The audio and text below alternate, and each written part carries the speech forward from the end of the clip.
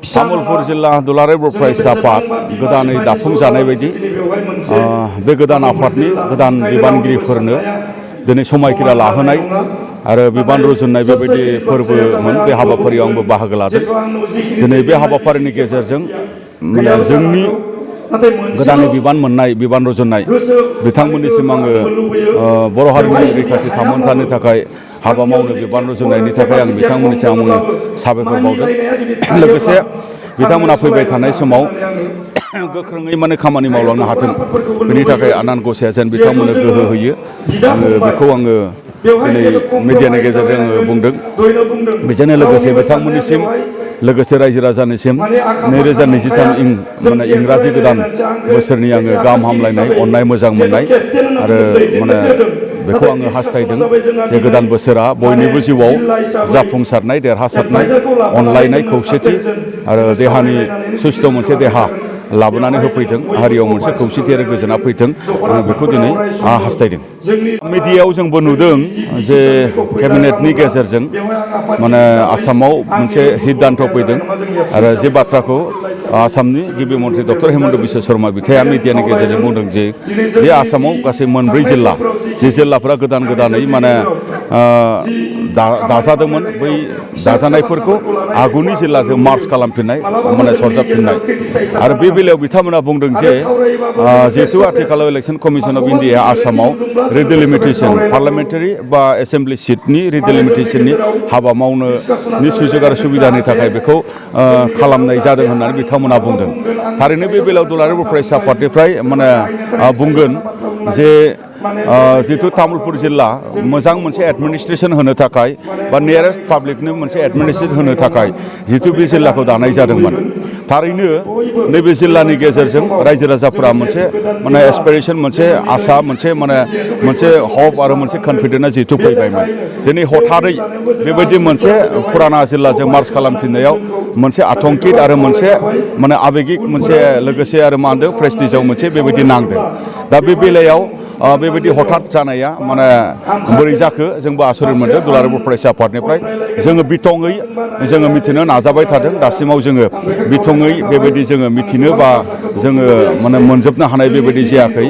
अब्लाबो जोङो बुंगोन जे बेखौ माखासे साननि थाखाय आरो माखासे माने दाननि थाखायल' जिहेतु खालामथ'नाय जादों होनना बुंदों।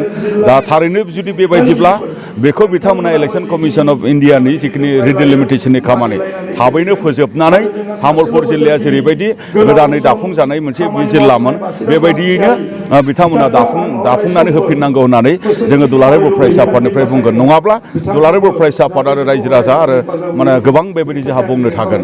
आरो नैबे माने नि गेजेरजों जोंहा बेसेबां मुलाम्फा जागोन बा तामुलपुर जिल्ला बा बर' रायजो राजाहा बेबायदि गोजाम जिल्लाजों माने तामुलपुर जिल्लाखौ दाजाबथ'नानै जे माने रिडिलिमिटेशननि जे खामानि मावनो नागिरनाय बा कनस्टिटिउवेन्सि दाफामफिननो नागिरनाय, बे बेलायाव जोंहा जुदि मुलाम्फा जागोन बायदिब्ला, जोंहा जुदि जेबो खहा जानाय नङाब्ला बे हाबाफारिखौ जोङो एसे माने जोङो नायथ'गोन आरो नायथ'नानै जोङो बेखौ जुदि मोजांब्ला मोजां होननानै जोङो बुंगोन आरो बियो जोंनि थाखाय हंकटजनकब्ला, बिनि जोंनि थाखाय बिपदजनकब्ला बे बेलायाव जोंहा माने बाथ्रा बुंनो थागोन। आरो बे बेलायाव जोंहा बुंनो थागोन जे बेबायदिब्ला आसामनि केबिनेटनि जिखिनि सिद्धान्त बा आसामनि गिबि मन्थ्रि डक्टर हेमन्त बिश्व शर्मा बिथांनि सिद्धान्तआ हेल्दि डिसिसन नङा। बे आयदायाव बे बाथ्राखौ जोङो इयुनाव बुंनो गोनां जागोन।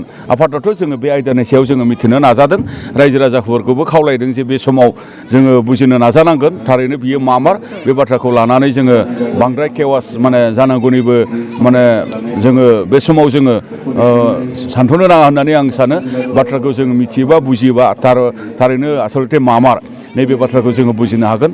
जे इलेक्शन कमिशन अफ इन्डियानि जिखिनि ड्राफ्ट, बे ड्राफ्टआव क'क्राझार लकसभा एसटि समस्ति बेखौ जेनेरेल देखायदों आरो उदालगुरि माने एमपि सिट माने जागोन बेखौबो माने जेनेरेल देखायदों।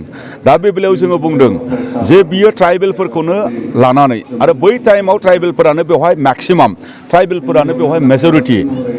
दा बेखायनो बेवहाय ट्राइबेल बेलेन्स ब्लकबो फर्मेशन जादों बेवहाय माने होनाय जादों जोंनो ट्राइबेलफोरनि रैखाथिनि थाखाय आरो ट्राइबेलफोरनि पलिटिकेल राइट्स आरो माने कनस्टिटिउसनेल माखासे माने राइट्स बा प्रभिजननि थाखायनो जिहेतु बेखौ रिजार्भ सिट हिसाबै बेखौ दोनबोनाय जाबाय बेवहाय गोबांबार मन्थ्रि गोबांबार बेबायदि एमपि माने देरहालांनाय जाबाय बेखौ हथारै जुदि बेखौ दिनै माने जेनेरेल खालामनो नागिरोबा आनरिजार्भ जुदि खालामनो नागिरोब्ला बेवहाय जोंहा गोख्रों बिरोधिता थागोन आरो बे बाथ्राखौनो लानानै दुलाराय बर' फरायसा आफादा इलेक्सन कमिसन अफ इन्डियानिसिमबो लिरखांबाय आरो बेखौ दुलाराय बर' फरायसा आफादा फैबाय थानाय समाव आसाम सरकार भारत सरकार इलेक्सन कमिसन अफ इन्डिया आरो आसामनि माने माखासे राजखान्थियारि दोलोफोर बा भारतनि माखासे नेसनेल दोलोफोरनिसिमबो जोङो लाइजाम लिरगोन बर'नि आफादफोरजोंबो जोङो रायलायगोन रायलायनायनि गेजेरजों जेरै माने एसटि एमपि सिट जानानै दंमोन बिदिनो थानांगौ आरो उदालगुरि एमपि सिट बेखौबो माने एसटियैनो खालामनांगौ होननानै जोङो बुंदों नङाब्ला दुलाराय बर' फरायसा आफादा डेम'क्रेटिक मोनसे वेनि गेजेरजों